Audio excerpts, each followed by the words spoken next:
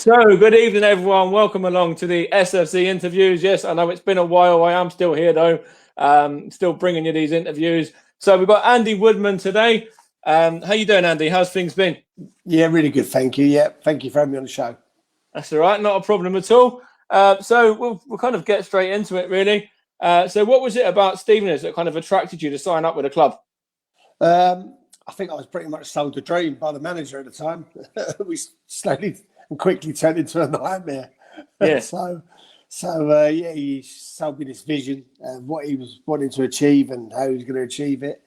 And I kind of took a punt on it, and I think it was just the wrong punt at the wrong time for me and probably for Stevenage. Okay. So, who was that signed you? What manager was it that brought you in? Graham Wesley. Graham. So, what was he like to play under? Obviously, you know, everyone's horrendous. I was going to say everyone's got their own opinions of him. Yeah. Listen, you probably get a lot of these interviews where people just make up stuff and say, yeah, he was okay. Horrendous. Him, the goalie coach, Lionel Perez, disaster. So, so that's literally from day one, I thought, I've made a bit of an error here. And I think it kind of reflected in really how I played, because I don't think I really played particularly well when I was there. I think it was just a culmination of a lot of things. So I don't think I've done myself any credit either, Fair enough. So, you made your debut against Dagenham. So when did you know that you were going to be featuring? Did you kind of know straight away? Yeah, that was the only reason I signed, because I thought I'd just be playing football, and I couldn't tell you if it was Dagenham that we played against. I wouldn't remember really, but there was a couple of other boys there at the time. I think Rob Quinn was there that I knew. I can't remember, someone else was there that I played with. So I kind of knew a couple of other lads, but it quickly became a bit of a wrong choice. And of course, that Dagenham game, Matt's just put in there, you were excellent in your first game. Well, it was actually the first half, wasn't it? And then we had Richie Hanlon, who was on the bench, and he was kind of acting goalkeeper, wasn't he? And he came on to replace you when you got injured. Do you know, I cannot remember this game. That sounds terrible to say that, because I can normally remember most games. Yeah. So Richie Hanlon replaced me in goal, did he? Yeah, he came on to, I don't know whether that was, something that was kind of being worked on in training, because obviously we didn't have any backup goalies at that point, or they were injured or whatever, yeah. Oh, couldn't even remember it. So, so apologies for that. But Richie Hanlon did fancy himself as a bit of a goalie in training, so that would stack up. And did you sort of take him to one side a little bit and sort of say to him, did you give him any advice about if he was having to go in goal, did you have to kind of listen, anyone knows Richie Hanlon, he didn't need advice on anything. He was a lively character, full of confidence. So, he would have known exactly what to do. Fair enough. Yeah, Matt, we're not going to touch on that one. Not just yet, anyway. Matt's obviously he's thrown another question in, is he? One of the bad games he's probably brought in now. FA Cup, Rochdale. Red card. I got a red card, did I? The second round of the FA Cup, home to Rochdale. We lost 2-0, and you got a red card, and I don't know whether that changed the game or whatever, yeah. I don't remember that either. Are you sure you got the right games here? Yeah. Matthew, you're telling all this stuff about my games. I don't even remember them. I probably did get a red card, though. What was that for? Ask Matthew, what was it for? I can't remember. Maybe. Have a look, Matt. Yeah, I'm sure Matt knows everything, so he can tell me. It was the second round of the FA Cup, fourth qualifying round, you kept a clean sheet. First round, you kept a clean sheet. And then the second round was Rochdale at home, and we ended up losing 2-0. I don't know if they had Grant Holt maybe up front in that game, yeah. Wow. No, well, listen, it seems like the whole Stevie's nightmare has been a blur of my head. I've blank to the back of my head. Fair enough. We've got Max as well saying that top football player, this man. What do you mean, Andy or me? Definitely you, not me. There were some nice people at the club, though. I have to say that. I don't want to feel like I'm being negative towards Stevenage, because I've been back there a few times since, and there were some lovely people around the club. And I'm not just saying this. I know all players say this, but supporters, but they were real hearty supporters that you felt close to, and you felt that you had a bit of an affiliation with them. So that was something I do really remember. That when you lost, you felt that we all lost together, and when we won, it was, we all won together. So I do remember that side of the fan base for sure. And it was actually, Matt's just put in there, apparently you ran out of the box and took one of their players out, and that player was actually Grant Holt as well. Well, I can't wait to tell my son that. Yeah. Thank God there's no videos of it. I'm sure there is, but let's not, yeah. And of course, we'll touch on your son Fred a little bit later as well, and how he's getting on with Swansea and stuff. But in regards to when you were at Stevenage, so you had a mixed sort of time at the club there. As you said, it was kind of very up and down. What are your sort of main highlights of being at the club? My main highlights. That's a tough question because there weren't many. There really wasn't. I can't really recall there being many because we didn't gel particularly well as a team. We had a manager that was young in his managerial career, in my opinion. And it just, there wasn't many good memories. I don't think we had really any big games that we played or anything like that. So, but there's plenty of lows I could tell you, that's for sure. But no, there wasn't really too many. I remember the game. Matt probably know this. We played Barnet at home, I think, once. 2-1. Beat them 2-1. Yeah. There we go. See, that's a high. I remember that because it was quite a good crowd that day for a bit of a local derby. So I remember that game. Yeah, we beat them 2-1, and then we went to their place and lost 2-1, which I think was your final game for the club, if I remember rightly. Yeah, because I had a clause in my contract that if I played 25 games, they had to give me another year, and he stopped playing me after that, which then turned into the nightmare. So that was the nightmare. It was the final game that you played, yeah. Yeah. Chris, isn't Andy the goalkeeping coach at Arsenal? Not anymore. You were in the past, weren't you? No, I'm at Arsenal still. Oh, you're still there now? It's nice to see you doing your research. I like that. Yeah? Oh, you are still there? Yeah, still at Arsenal, yeah. I wasn't sure if you were still there. I'm surprised they're letting you on when we've got a game in half an hour. I haven't been sacked yet. You're not... you have to shoot off before 7:45, yeah? Yeah. Where we gone? It's a big game as well, Liverpool there. We've got this one here. Yeah, Matt saying typical Wesley. Man was a crackpot. And then Max saying, what was Andy's most proud football moment, professional or not? So at Stevenage or anywhere really, coaching career. To be perfectly honest with you, I would have said my proudest football moment was obviously playing at Wembley myself, and that was mainly for my family really. But I would have said all my proudest moments now become as a parent watching my son. So that I've kind of been nice to see him play his career out and play it out a lot better than I did. So that's been really rewarding, to be honest. And I think as a coach, when you see young goalkeepers you've worked with go on to play Premier League football, and you've played a part in that journey, and there's a lot of people that play a part in these kids' journeys. That's nice. Tim Krul, Robbie Elliott, Darren Randolph, all these guys, Rob Green. So you've played a part in their journey. So that's always quite nice to see those guys, play out in the big league. And I'm sure Emmy Martinez is another one that you work with. Emmy, yeah, couldn't be happier for Emmy. Really good guy. People don't say the other side of football where he's had a lot of days where he's trained on his own because the team were away and he wasn't in the squad. And that's not just Emmy. That happens to a lot of football players. If you're not in the squad, you didn't train on your own, and it's the hard side of football that people don't always see. So when I see Emmy playing like now at Villa, I'm really chuffed for him, and had a nice chat with him the other day, and it was great that his move's gone so well.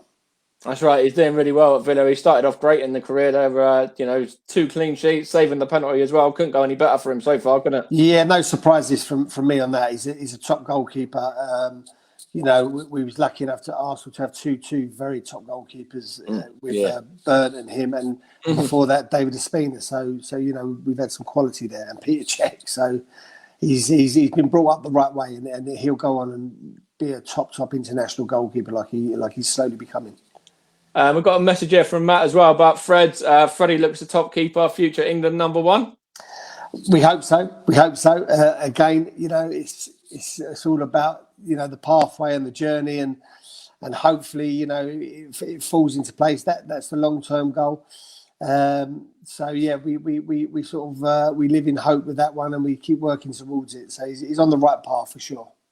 And also, Matt's put in there, when Stevenage beat Newcastle in the FA Cup, were you at Newcastle then? I was, and you can't tell me. And Graham Wesley was the manager. You can't tell how much that hurt me that night. But I have to say, we was awful that day. And Stevenage were excellent. I think John Ashton played in that game, and he won every header and beat up our players. So, yeah, that was a brilliant performance by Stevenage. And not probably the first time in the Cup they've had good performances. No, and I've spoke to a few of the players that played in that one on the Stevenage side. I think in the next couple of days, or either tomorrow or early next week, I'm going to get Stacey Long on, who scored one of the goals in that game. So Stacey's going to come on, and then some of the others, I think Beardo's come on as well. So let's go back to your time at Stevenage. Really, obviously Jason Goodliff was the captain. So what was he like to be? Jay. Funny enough, Jay's a good guy. I like Jay. A good captain. He tried to bring the squad together in difficult times. And ironically, I bumped into Jay. I was going to watch my son play. I was on the train going, I think we was going up to Wigan or somewhere like that. And he was on the train with Sutton United, because he's at Sutton United now. So it was really nice to catch up with Jay, on the train. I haven't seen him for a few years, and I know his boy is doing particularly well. So that was nice to have a chat with him. But yeah, he was a good captain, Jay. I have to say, a leader. Real dominating centre half, and really good guy. So no problems with Jay at all. And then we've got a message here. Let's go to Russ's one first of all. What advice did you give to Freddie when he was starting out? Become a striker. Yeah. Don't become a goalkeeper. No, I've just been encouraging, really. I've never been a pushy parent. But the biggest advice I'd give to anyone, not just my son, but any player, is you've got to give this everything. You can't do this half measured. And if I was to be honest, which I've passed on again to my son, maybe my career was a little bit half measured. Where it was, I was just doing it because I wanted to be a footballer and didn't really understand what it took to be a footballer. So that would be the advice. You have got to give it everything, on the pitch, off the pitch, everything. Just hopefully go and make the most of your talent. And Max there as well. He's got to shoot off. So enjoy the game, Max. Hopefully it's a bit better than Monday. Let's have a look here. Rye, who inspired you to play professional footballer? As a footballer? That's a really good question. Who inspired me? That is a very good question. I used to like Bruce Grobbler when I was a kid, and Ray Clements. So maybe those guys when I was younger, watching them. I would say they're probably an inspiration for me to play at an early age. So yeah, definitely those two goalkeepers were one of my favourites when I was younger. Then who was your favourite manager? Well, it certainly wasn't Wesley. Do you know, I've actually seen Graham a few times since, and no problem. You always have weird manager-player relationships. I would have to say my favourite manager.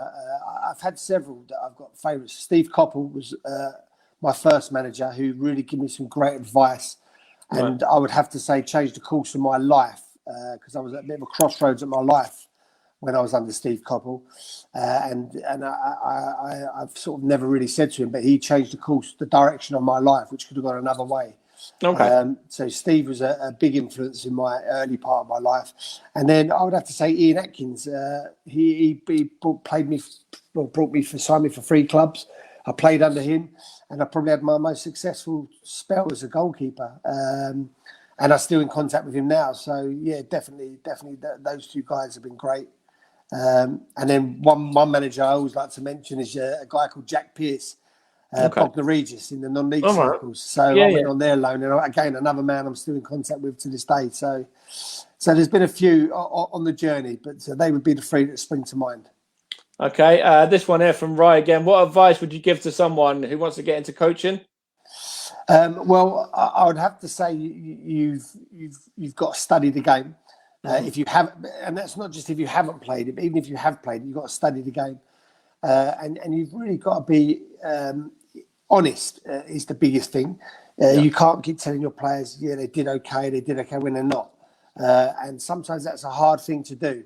and you've got to choose the right time to do it. So that would be the thing. I think honesty is a big thing that I've always taken into my coaching career, because if you're not honest with them, it can come back to bite you, and then they lose trust in you. So honesty has always been my best policy with every keeper I've worked with.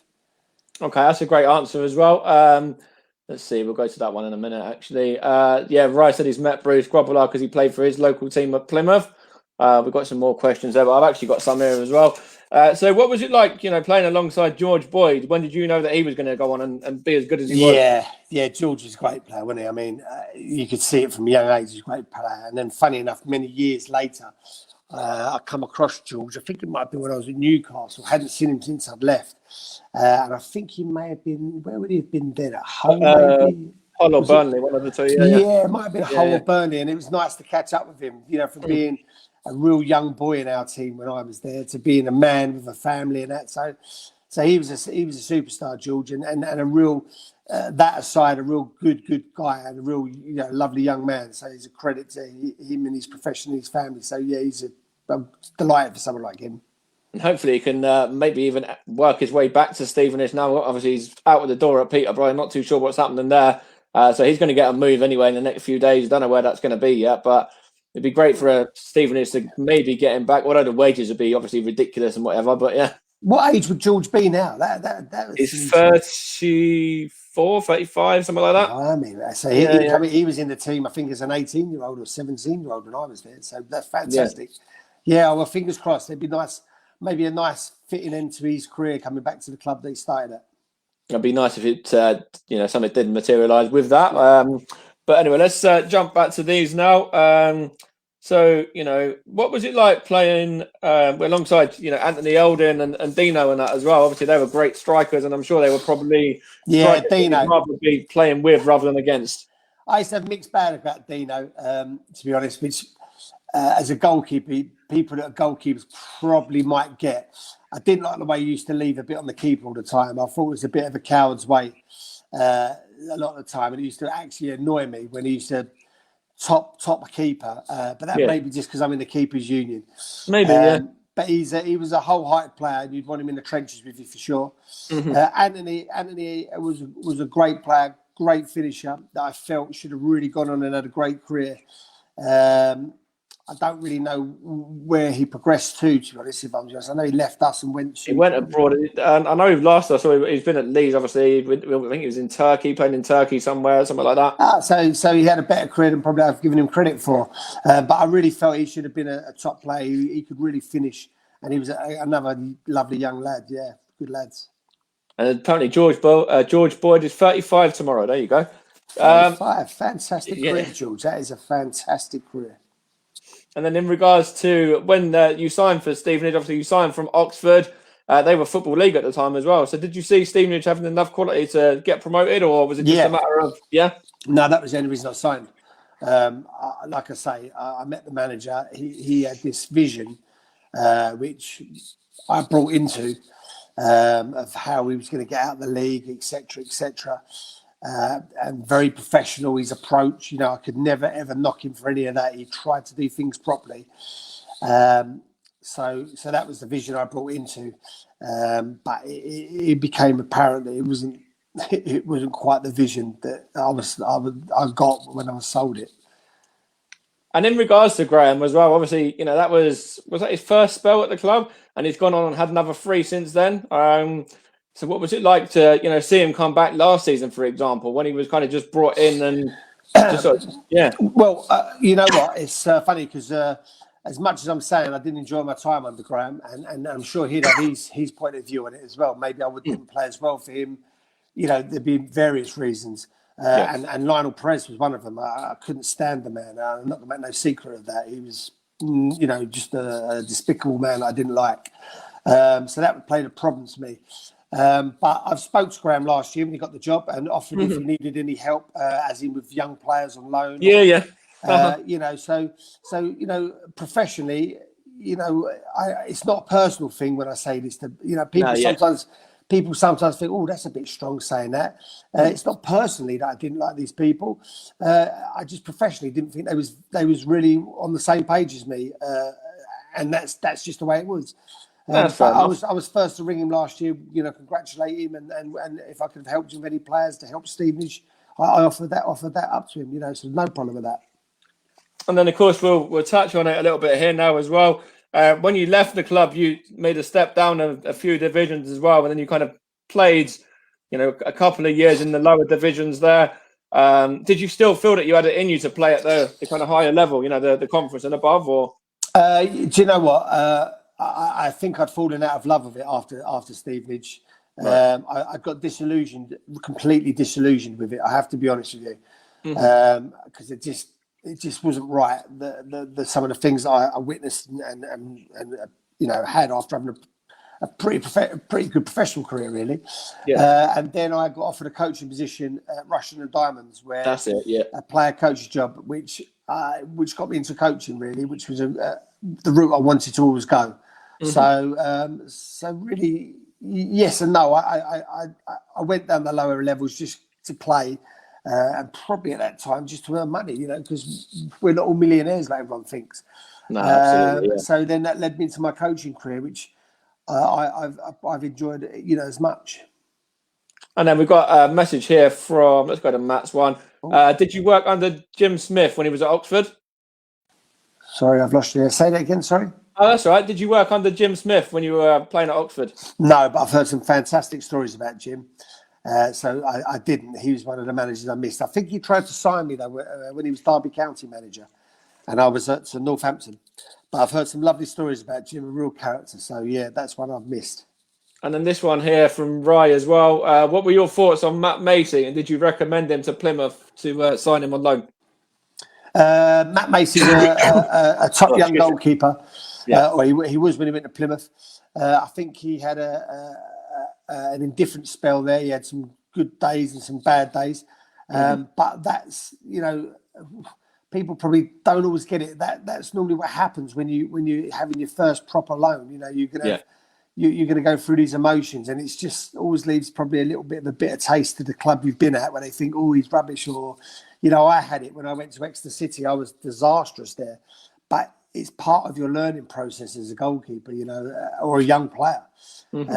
Matt's going to be a very good goalkeeper for sure. He is a good goalkeeper, and that was just part of the process that maybe Plymouth, had some good days and bad days with Matt. I don't think Plymouth were particularly great that season anyway, so it's always harder as a goalkeeper when you're going into a club that's having a tough time anyway. Yeah, that's true. Yeah.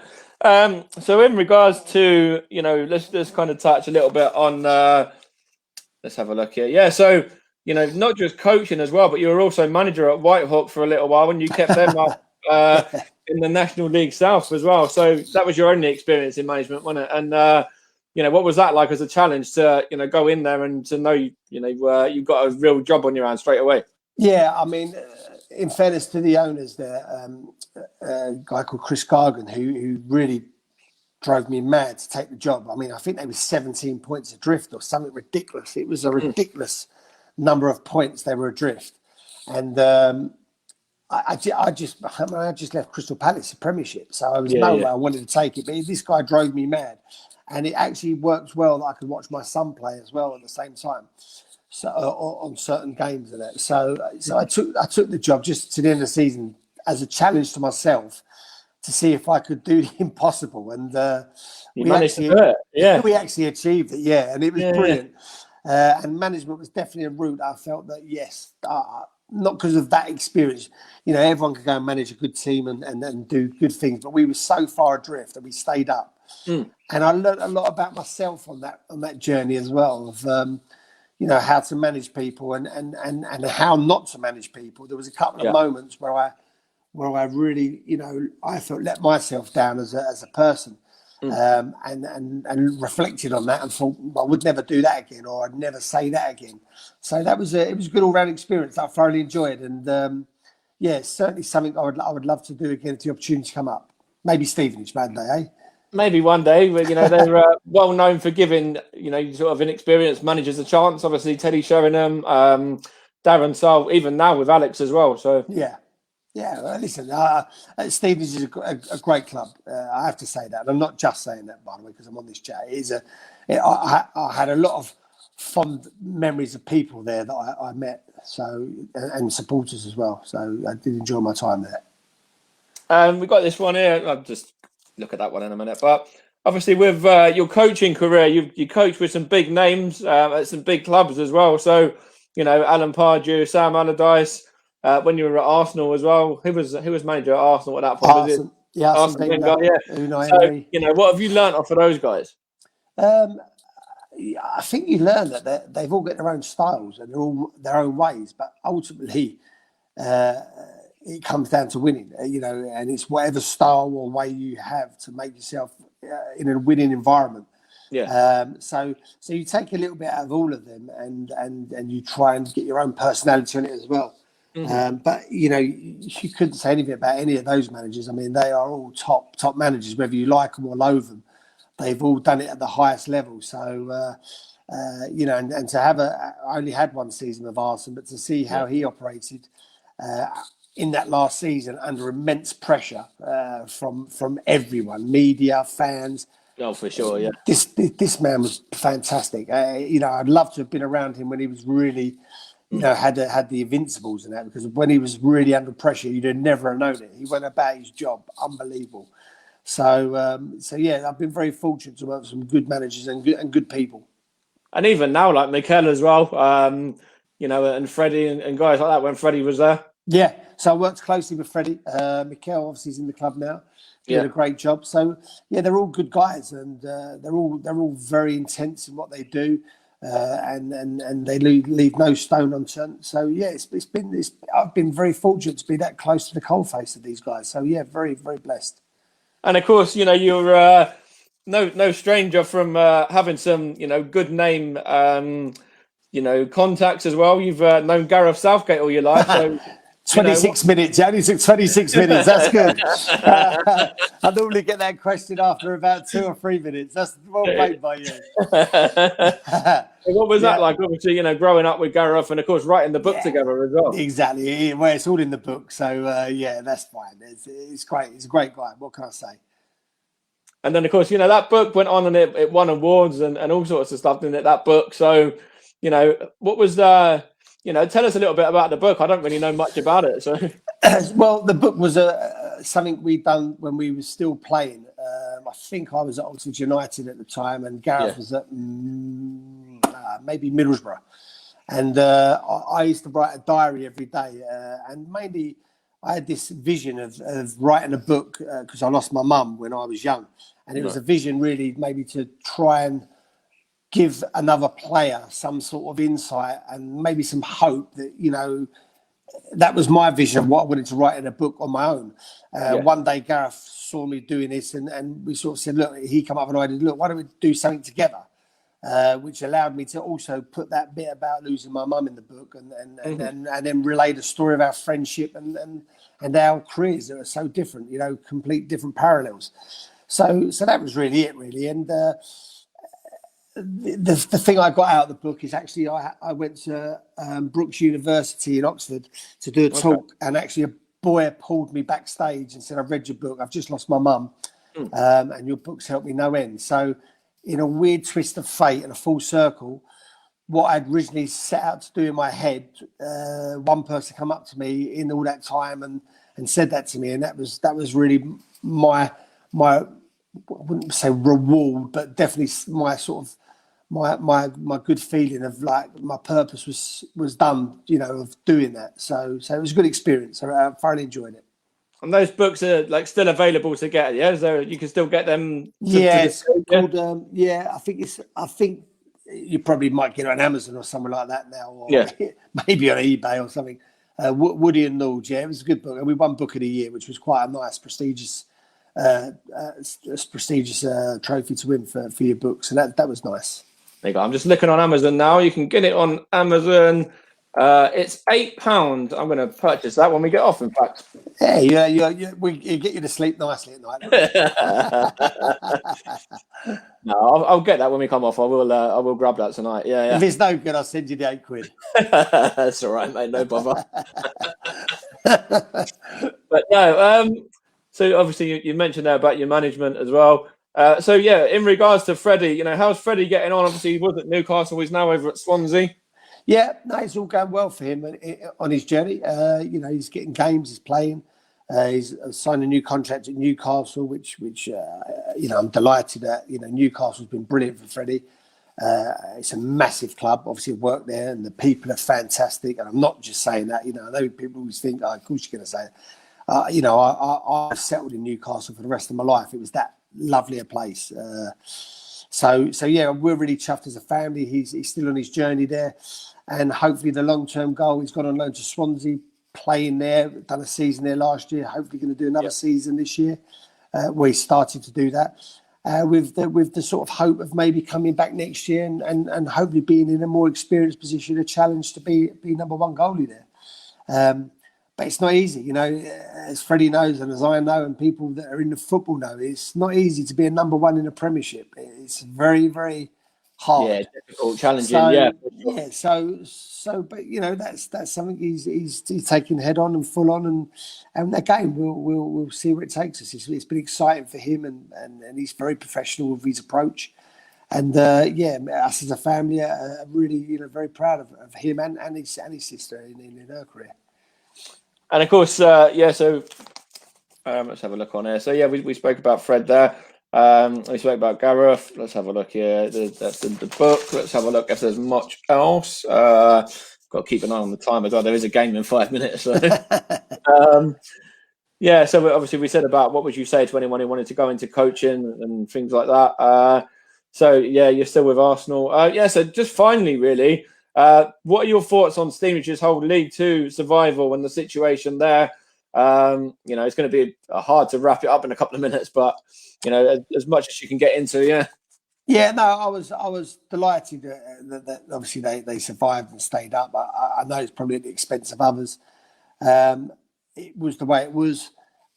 I always find it fascinating that a club like Stevenage should be in that position in the first place because I don't know if this sounds right or wrong, but there's enough big clubs around Stevenage that could help them out with players on loan. Absolutely. Arsenal, Spurs, Watford. Yeah, and I always wonder whether they lean on that enough or the clubs don't offer it enough. Yeah. But definitely it's a brilliant club, Stevenage, and I hope, they can sort of get themselves in the top half of the table this year, and hopefully it'd be great to see them going, up the league, into the next league if possible. I definitely don't want them to go down or be in that situation again. So it is a club I do look out for, I have to say. And of course, you said about going up through the leagues. Of course, Stevenage have done that as well. And it was actually under Graham when we got to the League One playoff before he left to Preston. Yeah. Yeah, no, they did that very well under Graham, and I can imagine the place was bouncing back then in those days. Oh, it was. For sure. It was, yeah.